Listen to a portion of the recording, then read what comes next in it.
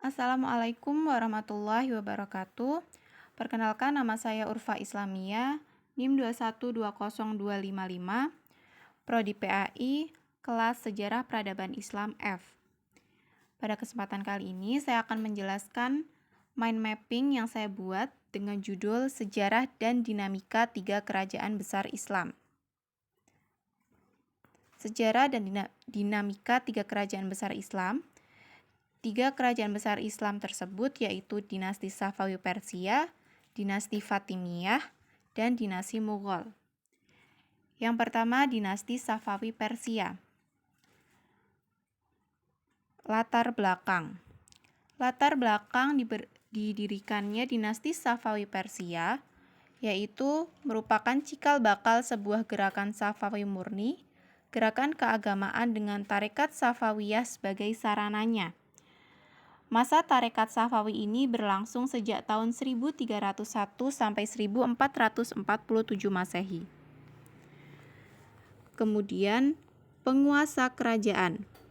Terdapat 15 penguasa kerajaan pada masa dinasti Safawi Persia, yaitu yang pertama Ismail I, Tahmasp I, Ismail II, Muhammad Khudabanda, Abbas I, Safi Mirza, Abbas II, Sulaiman, Husain I, Tahmasp II, Abbas III, Sulaiman II, Ismail II, Husain II, dan Muhammad.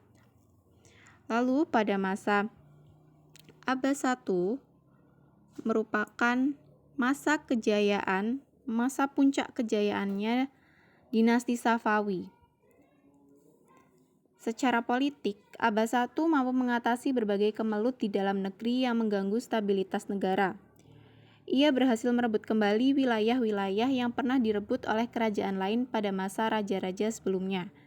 Dan pada tahun 1598 Masehi, ia menyerang dan menaklukkan Herat, Marw dan Balkh, dan menyerang serta merebut kembali wilayah Turki Utsmani.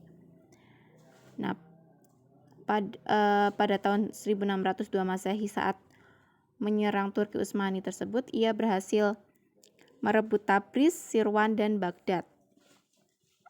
Kemudian perkembangan dan kemajuan Safawi. Pada masa dinasti Safawi ini terdapat 4 bidang yang mengalami perkembangan dan kemajuan. Yang pertama, ekonomi. Di bidang ekonomi, Safawi berhasil menguasai Kepulauan Hormuz dan Pelabuhan Gumrun, kemudian menguasai jalur perdagangan antar barat dan timur, serta hasil pertanian yang meningkat. Selanjutnya, pada bidang pendidikan, Safawi berhasil melahirkan 2 aliran filsafat, yaitu Peripatetik dan Isroki. Peripatetik yang dikembangkan oleh Aristoteles dan Isroki yang dikembangkan oleh Suhrawadi pada abad ke-12. Lalu melahirkan Pusat Kajian Ilmu Najaf, Qum dan Mayat, dan membangun lembaga Syiah. Kemudian pada bidang ekonomi dan sosial budaya, Safawi berhasil meningkatkan produksi di sektor pertanian dan tekstil. Dan pada bidang terakhir, bidang seni, dinasti Safawi berhasil membangun 162 masjid, 42 perguruan, 162 karafkaris, dan 273 pemandian umum, serta berhasil mengembangkan seni lukis Timuriyah. Setelah mengalami perkembangan dan kemajuan, tentu ada masanya mengalami jatuh atau kemunduran. Safawi mengalami kemunduran dan kejatuhan pasca pemerintahan Syekh Abbas I,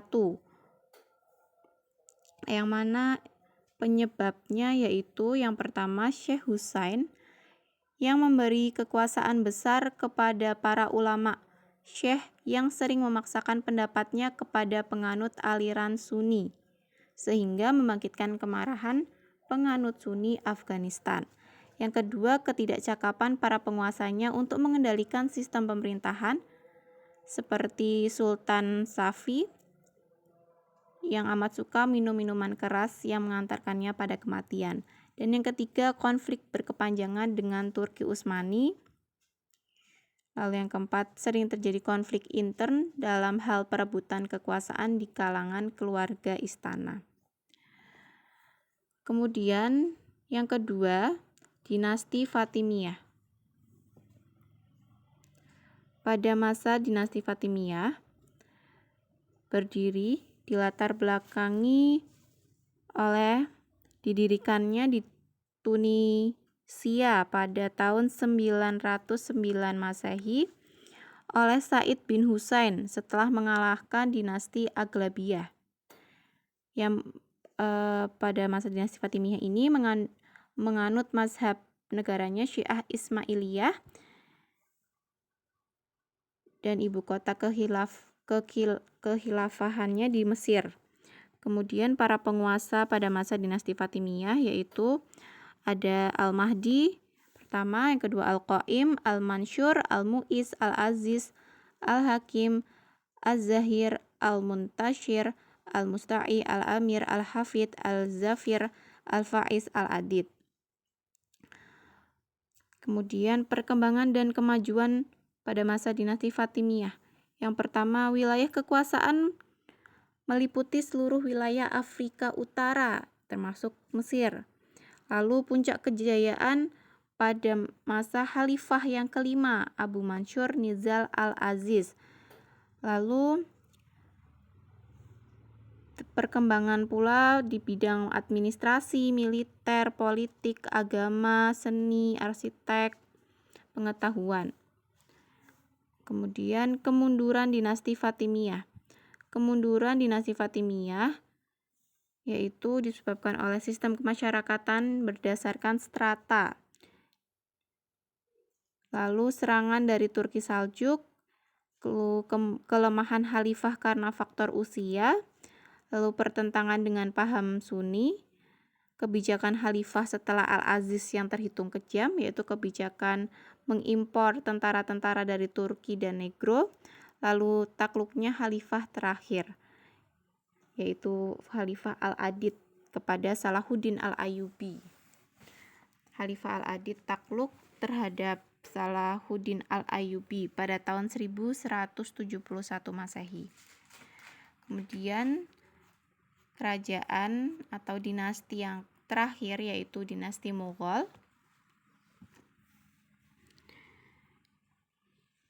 Yang mana dilatar belakangi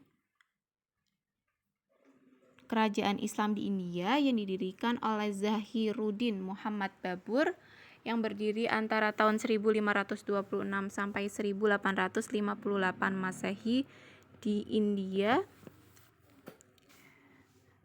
Di Delhi tepatnya. Dinasti Mughal ini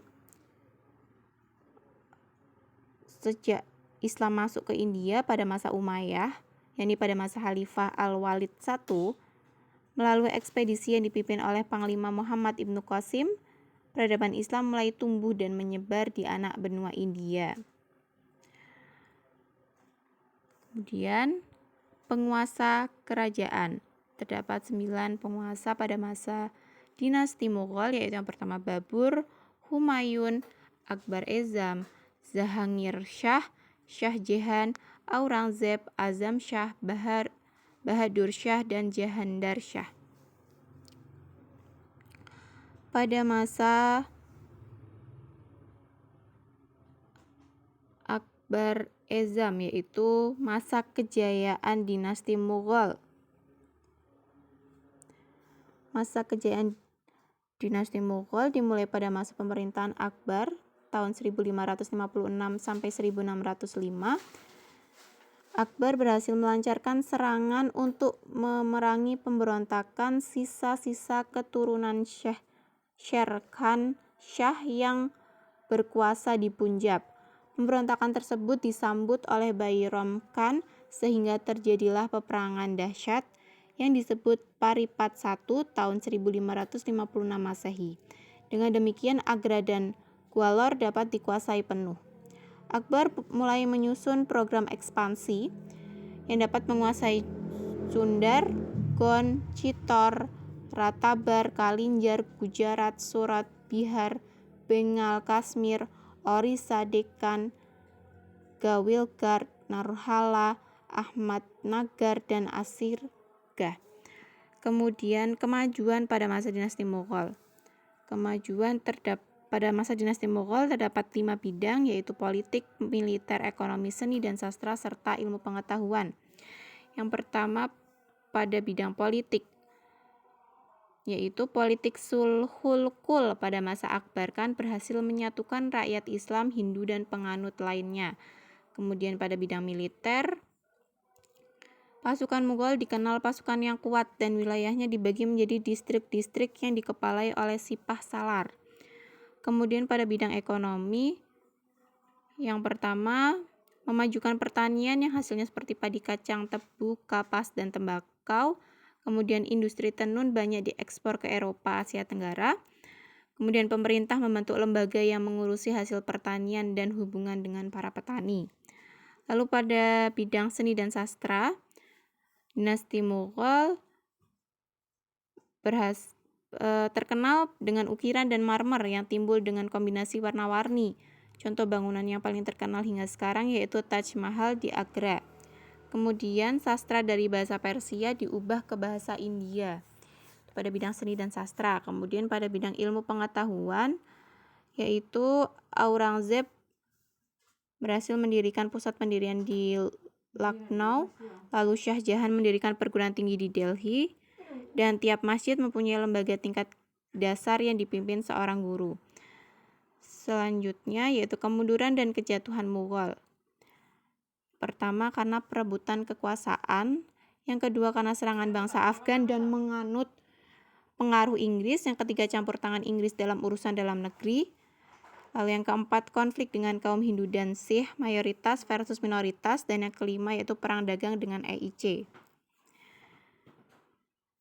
Sekian mind mapping yang saya buat dan video penjelasan yang saya jelaskan ini, semoga bermanfaat. Mohon maaf apabila banyak kekurangan. Sekian dari saya. Terima kasih. Wassalamualaikum warahmatullahi wabarakatuh.